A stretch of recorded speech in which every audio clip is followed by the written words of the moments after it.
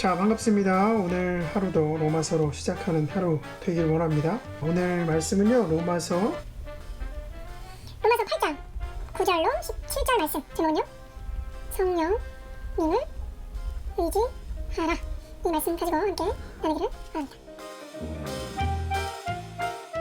여러분, 예수님은 지금 어디 계실까요? 예수님은요, 지금 하나님 우편에 계시죠. 하나님 우편에 우리 예수님께서 계십니다. 하나님 보좌 우편에 앉아 계신다라고 기록되어 있죠. 예수님이 이 땅에 계실 때, 예수님이 이 땅에 계실 때는요, 제자들을 돕는 역할을 하셨어요. 그쵸?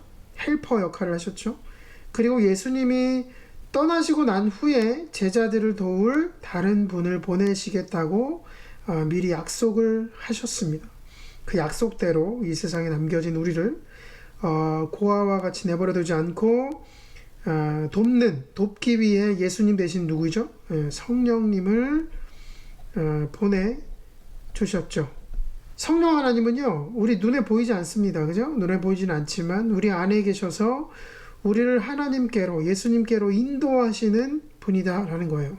바울은요, 만약에 우리 안에 성령님이 계시지 않다면 우리는 예수님께 속한 하나님의 자녀가 아니다라고 말하고 있습니다. 9절부터 한번 보시죠. 그러나 하나님의 영이 여러분 안에 살아계시면 여러분은 육신 안에 있지 않고 성령 안에 있습니다. 누구든지 그리스도의 영이 없으면 그리스도의 사람이 아닙니다. 여기서 바울이요, 하나님의 영이라고 했습니다. 하나님의 영, 그리스도의 영이라고 표현했어요. 누구를 가리킵니까? 바로 성령님을 가리키는 것이죠.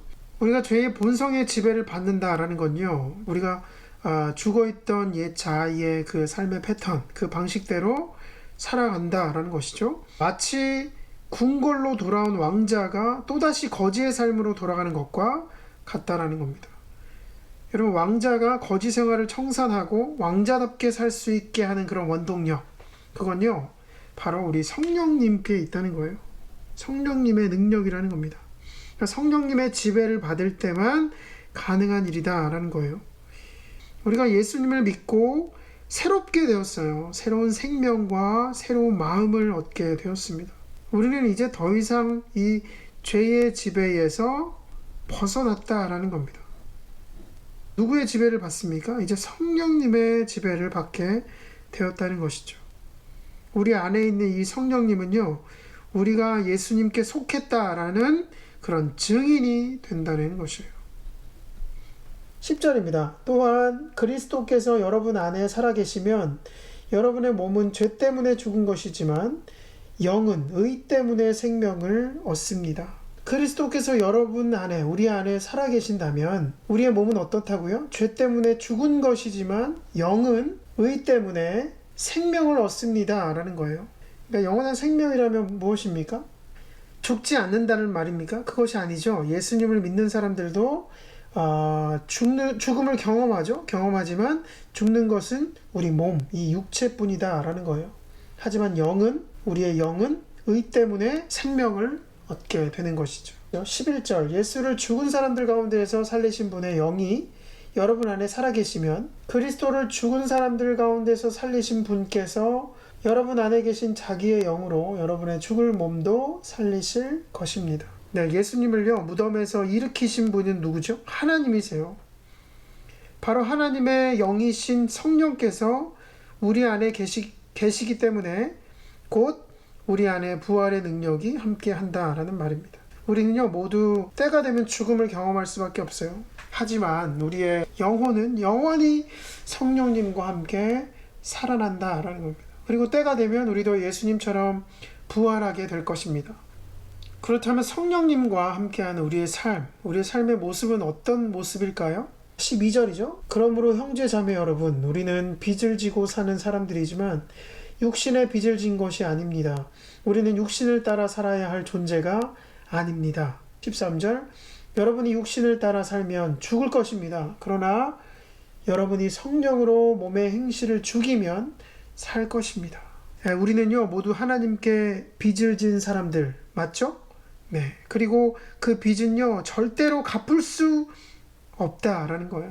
왜냐하면 너무 크기 때문에 우리는 그 빚을 갚을 수가 없습니다. 그래서 우리가 하나님께 받은 이 모든 것을 이렇게 표현하잖아요. 은혜, 하나님의 은혜, 하나님의 은혜라고 밖에 할 수 없다라는 것이죠. 이것이 우리의 고백이 되어야 한다는 겁니다. 우리가 이 놀라운 하나님의 은혜를 입은 사람들답게 도우시는 분이 바로 성령님이시다라는 것입니다. 우리는요, 성령님과 함께하는 사람이에요. 우리가 육신을 따라 죄를 짓고 산다면 그건요, 영원한 생명을 버리는 거예요. 죽음을 경험하며 사는 것과 같다는 것입니다. 중요한 사실은 하나님께서 우리를 내버려 두지 않으신다는 겁니다. 육신을 따라 살아가도록 그렇게 내버려 두지 않으신다라는 겁니다. 14절입니다. 하나님의 영으로 인도함을 받는 사람은 누구나 다 하나님의 자녀입니다.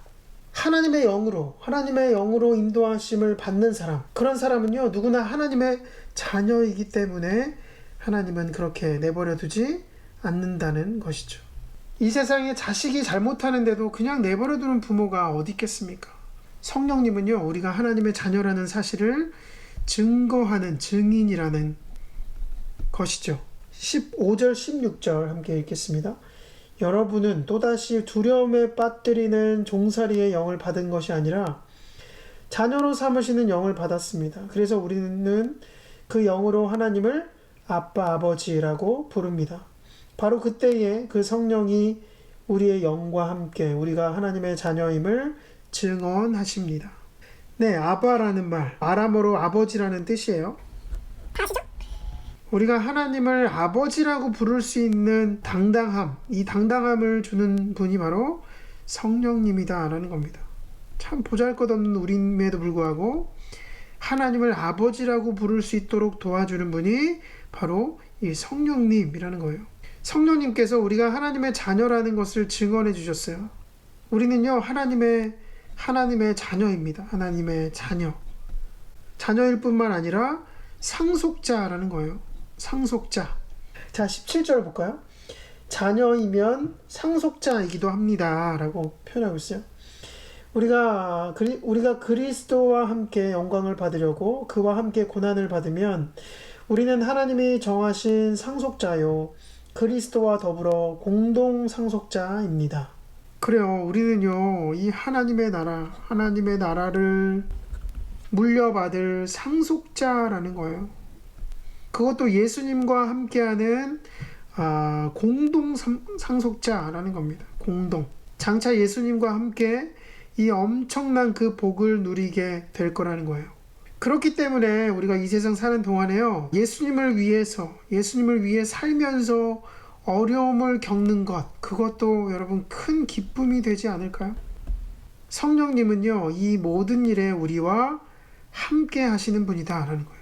저와 여러분의 인생에서 이 성령님이 빠지면 아무 의미 없다라는 겁니다. 여러분, 성령님을 의지하십시오. 성령님과 동행하십시오.